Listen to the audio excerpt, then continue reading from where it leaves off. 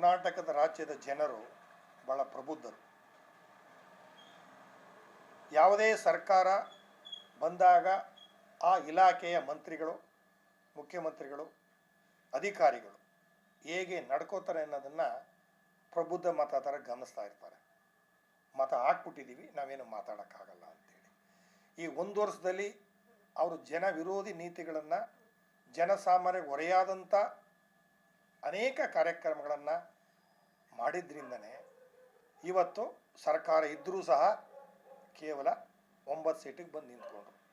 ಅದು 9 ಸೀಟಲ್ಲಿ ಮಂತ್ರಿಗಳ ಮಕ್ಕಳು, ಮಂತ್ರಿಗಳ ಹೆಂಡತಿ, ಮಂತ್ರಿಗಳ ಹಳಿಯಿಂದರು ನಿಂತಿದ್ದರಿಂದ 9 ಸೀಟ್ ಬಂತು.